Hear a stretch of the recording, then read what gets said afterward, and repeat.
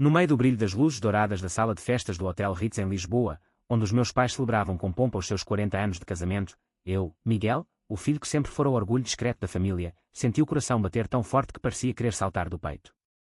Quando subi ao palco sem ter sido chamado, segurando o microfone com as mãos suadas, olhei para a multidão de tios, primos e amigos vestidos com elegância e soube que não havia volta atrás. Mãe, pai, chega de mentiras. Eu sou gay e o homem que está aqui comigo hoje, Rafael, não é apenas um colega. Ele é o amor da minha vida. O silêncio que se abateu sobre o salão foi tão profundo que se ouvia o tilintar distante dos copos no bar. Os rostos que segundos antes sorriam com taças de vinho do Porto erguidas agora estavam congelados em expressões de choque puro. Meu pai, António, com o cabelo grisalho bem penteado e o terno escuro que usava em todas as ocasiões importantes, levantou-se devagar da mesa principal, o rosto avermelhando-se como se tivesse sido esbofeteado. Minha mãe, Maria, levou a mão à boca, os olhos castanhos enchendo-se de lágrimas que escorriam sem som, manchando o batom perfeito que escolhera para a noite. Os sussurros começaram como um zumbido baixo, crescendo em ondas. O que é que ele disse? Não pode ser verdade, pobre António, depois de tudo o que fez por ele. Rafael, ao lado do palco na penumbra, apertou a minha mão com força, os seus olhos verdes transmitindo uma calma que eu não sentia. A festa, que começara com música suave de fado ao vivo e pratos de bacalhau à brás e pastéis de nata dispostos em mesas longas cobertas de linho branco, transformara-se num cenário de drama familiar que ninguém esperava. Eu tinha sido convidado, claro, mas com a condição implícita de não complicar nada. Há semanas, minha irmã mais velha, Sofia, ligara-me em segredo: Miguel, por favor, vem sozinho. Os pais estão felizes, não estragues o dia deles com isso. Isso era eu, a minha verdade que carregava desde os 16 anos, quando percebi que os olhares para os colegas de turma não eram os mesmos dos outros rapazes. Na escola secundária em Coimbra, onde cresci, o bullying fora subtil mas constante, piadas no vestiário, olhares de lado quando recusava convites para festas com raparigas. Escondi-me atrás de notas altas, de um sorriso educado e de promessas vagas de um dia encontro a certa. Em Lisboa, aos 22, conheci Rafael numa exposição de arte contemporânea no MAT. Ele era professor de História no liceu, com uma paciência infinita e um riso que iluminava os dias cinzentos. 3 anos de relação escondida, jantares em apartamentos pequenos no Bairro Alto, viagens de fim de semana para o Alentejo onde ninguém nos conhecia, mensagens apagadas por precaução. Os meus pais, católicos praticantes, falavam sempre da família tradicional, como o pilar da vida. Meu pai, engenheiro reformado, sonhava com netos que herdassem o apelido. Minha mãe cozinhava arroz de pato aos domingos e perguntava-me sempre: quando trazes uma namorada para conhecermos? Eu sorria e mudava de assunto. Agora, ali, com 200 pessoas a olhar, o peso de todos aqueles anos caía como uma avalanche. Rafael subiu ao palco ao meu lado, o seu smoking simples contrastando com o meu fato escuro. Desculpem o choque, disse ele com voz firme mas gentil, mas o Miguel merece ser ele mesmo nesta noite tão especial para vocês. Meu pai deu um passo à frente, a voz rouca: Miguel, desce daí agora. Isto não é lugar para brincadeiras. Mas eu fiquei, sentindo pela primeira vez em anos o alívio de não carregar sozinho o segredo. A noite que deveria ser de celebração transformou-se no início da minha libertação, mesmo que o preço fosse alto. Depois daquele momento, o salão explodiu em murmúrios e alguns convidados começaram a sair discretamente. Minha mãe chorava baixinho, abraçada por uma tia. Sofia olhava-me com uma mistura de raiva e pena. Eu desci do palco com Rafael, atravessando a multidão como se caminhasse em água. Lá fora, no terraço com vista para o rio Tejo iluminado pelas luzes da cidade, o ar fresco da noite de junho bateu-me no rosto. Tu fizeste isso mesmo, murmurou Rafael, abraçando-me por trás. Sim, respondi, a voz embargada. E agora? A pergunta pairava no ar como as estrelas sobre Lisboa. Dentro, a festa continuava a custo, com a banda tocando uma melodia mais baixa, como se temesse quebrar o encanto partido. Meu pai não saiu para falar comigo. Minha mãe mandou uma mensagem curta: vai para casa, filho. Amanhã falamos. Mas eu sabia que amanhã seria o início de uma longa estrada. O táxi levou-nos de volta ao meu apartamento no Príncipe Real, um bairro cheio de cafés e bandeiras arco-íris discretas que sempre me deram um senso de pertença escondido. Rafael preparou um chá de camomila enquanto eu me sentava no sofá, ainda com o fato amarrotado, revivendo cada segundo daquele palco. A revelação não fora planeada com tanta dramaticidade, eu pensara em um brinde simples, talvez uma menção vaga ao amor verdadeiro como o dos meus pais. Mas quando vi o meu pai erguer a taça brindando à família como Deus quer, algo rebentou dentro de mim. Os anos de silêncio acumularam-se, as noites em que fingia interesse por raparigas em jantares familiares, as festas de Natal onde Rafael ficava sozinho no seu apartamento porque não era o momento. Em Coimbra, na adolescência, eu tinha um amigo, Pedro, que também era gay e se mudara para o Porto depois de uma briga feia com o pai. Eles nunca vão aceitar, Miguel. Melhor ir embora, dissera ele. Eu ficara, por medo de perder a única família que tinha. Rafael sentou-se ao meu lado, os dedos entrelaçando-se nos meus. Eles vão precisar de tempo. A tua mãe olhou para ti com amor, mesmo no choque. Eu assenti, mas a dúvida corroía-me. Flashback veio forte, o dia em que conheci Rafael na exposição. Ele explicava a um grupo de alunos uma pintura abstrata sobre identidade. Os nossos olhares cruzaram-se e, no café depois, falámos horas sobre livros, viagens e o peso de viver meio oculto. Ele contara-me da sua própria saída do armário aos 24, com os pais de Aveiro aceitando gradualmente depois de terapia familiar. Não foi fácil, mas valeu a pena, dissera. Agora, 3 anos depois, estávamos ali, o meu segredo exposto como uma ferida aberta. No dia seguinte, o telefone tocou cedo. Era Sofia, pai não dormiu a noite toda. Está furioso, diz que tu envergonhaste a família toda. Mãe chorou tanto que o médico veio. Eu engoli em seco. E tu, Sofia? Ela hesitou. Eu sempre soube, irmão. Mas achava que ias esperar mais um pouco. A conversa durou 1 hora, cheia de lágrimas e recordações da infância, as férias na praia da Figueira da Foz, onde eu construía castelos de areia com ela, longe das expectativas paternas. À tarde, caminhei sozinho pelo jardim do Campo Grande, as árvores centenárias testemunhando o meu turbilhão interior. A sociedade portuguesa mudara muito desde a lei do casamento igualitário em 2010, com desfiles do orgulho em Lisboa cheios de cores e orgulho. Mas nas famílias como a minha, ainda havia o eco do catecismo, das missas dominicais onde o padre falava da união sagrada entre homem e mulher. Eu não era contra a fé, apenas queria que ela incluísse o meu amor. Rafael ligou, vem para cá. Vamos cozinhar juntos e esquecer por um momento. Na cozinha pequena do seu apartamento em Alfama, com vista para as ruelas íngremes, preparamos arroz de marisco e rimos de histórias bobas da universidade. Mas o telefone vibrou de novo, uma mensagem da mãe: filho, o teu pai quer que venhas explicar pessoalmente. Não tragas. Ele. O ele era Rafael. A dor apertou o peito. Eu queria gritar que Rafael era parte de mim, que o seu sorriso me salvava nos dias escuros, que juntos tínhamos planeado um futuro com uma casa no campo e talvez a adoção. Em vez disso, respondi: vou amanhã, sozinho. A noite foi de insônia, Rafael abraçando-me em silêncio, o seu coração batendo contra o meu. No dia seguinte, na casa dos pais em Sintra, o ar estava pesado. Meu pai sentou-se na poltrona de couro, os olhos fixos no chão. Como pudeste fazer isto conosco? Depois de tudo o que te demos. Minha mãe serviu café com mãos trêmulas, evitando o meu olhar. Eu falei durante horas, contando da solidão, do medo, do amor que não escolhi mas que me completava. Lágrimas caíram, vozes elevaram-se. Meu pai saiu da sala batendo a porta. Minha mãe abraçou-me: eu amo-te, filho.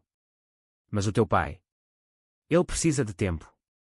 Saí de lá exausto, mas com uma semente de esperança.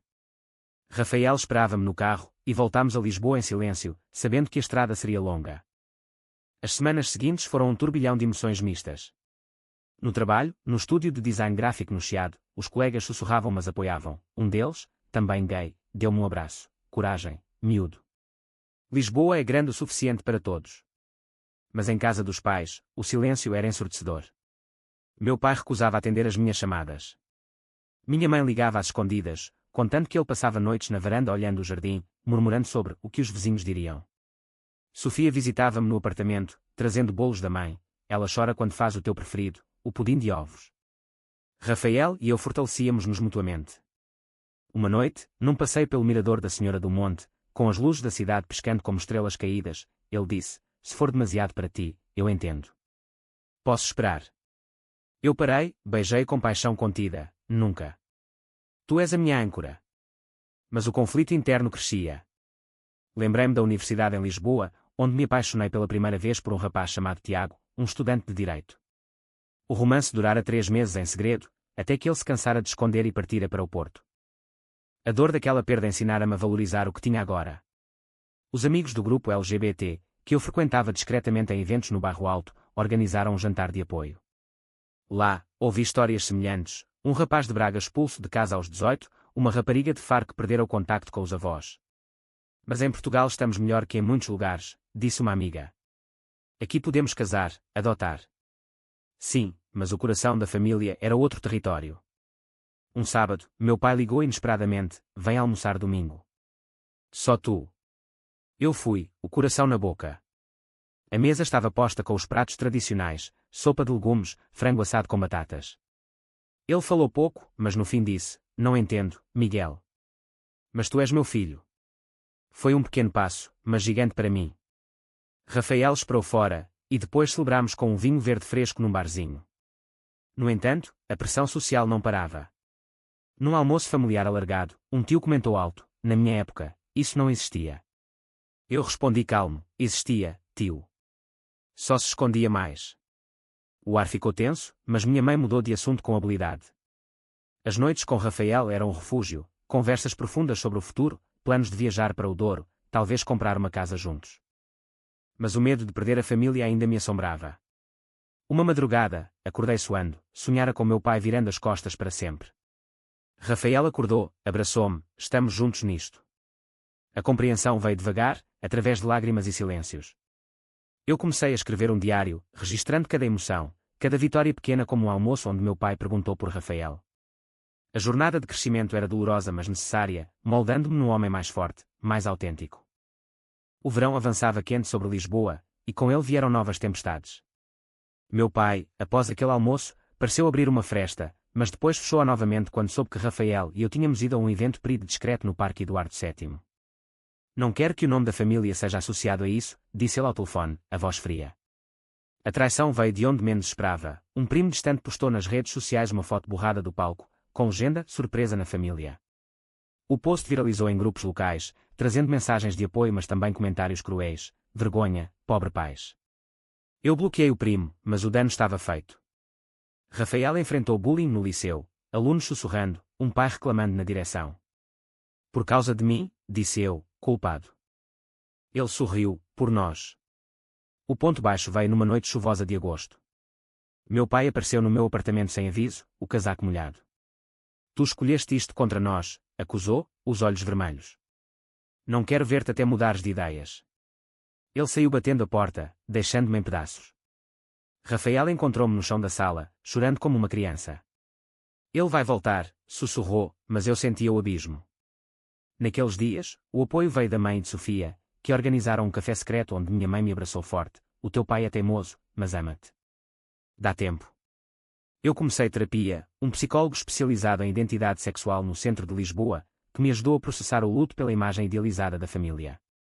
Rafael e eu enfrentámos uma crise. Ele propôs uma pausa para eu resolver com eles. Não, respondi firme. Sem ti, não sou nada. Viajámos uma semana para o Algarve, caminhando pelas praias de Albufeira, falando de sonhos, um casamento simples, talvez filhos através de adoção. Lá, longe do drama, reencontramos a conexão. De volta, uma carta da mãe chegou: filho, o teu pai leu um livro sobre famílias como a nossa. Está a tentar. Pequenos gestos, um convite para jantar onde Rafael foi mencionado pela primeira vez sem raiva. Mas o conflito interno persistia, eu questionava se o meu egoísmo destruíra a harmonia. Amigos contavam histórias de reconciliação após anos, dando esperança. Eu cresci, aprendendo que o amor verdadeiro exige coragem diária, não só um momento no palco. O outono trouxe folhas douradas aos parques de Lisboa e uma mudança subtil em casa. Meu pai convidou-me para ver um jogo de futebol no Estádio da Luz, só nós dois. No caminho de carro, falou hesitante: eu fui criado noutra época, Miguel. Mas tu? Tu és feliz com ele? Eu assenti, contando histórias de Rafael, a paciência dele com alunos difíceis, o seu amor por história portuguesa. No estádio, entre cânticos, ele não disse mais nada, mas no fim apertou o meu ombro: trá-lo para o Natal. Foi uma vitória silenciosa. Com Rafael, a relação aprofundou-se em planos concretos. Visitámos uma exposição sobre direitos LGBT no Museu do Aljube, rindo de como as coisas mudaram desde os anos 70. Mas veio uma prova: minha mãe adoeceu ligeiramente, e no hospital, Rafael ficou na sala de espera enquanto eu entrava. Ele pode entrar, disse ela fraca. Foi o primeiro reconhecimento público dela. A crise final veio quando um velho amigo de infância, agora casado e pai, me confrontou num café: tu mudaste a família toda, Miguel. Eles sofrem por tua causa. Eu defendi-me, explicando que o sofrimento vinha do silêncio, não da verdade. Rafael apoiou-me nessa noite, lembrando que o crescimento dói. Eu tive um momento de dúvida profunda, questionando se valer a pena. Mas olhando para ele dormindo, soube, sim.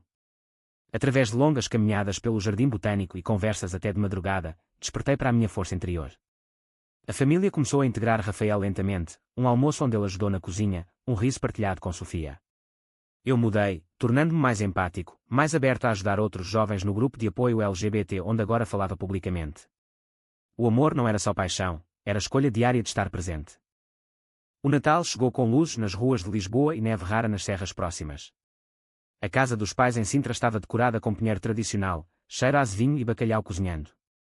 Rafael veio comigo, nervoso mas sorridente. Meu pai recebeu-o com um aperto de mão firme, bem-vindo.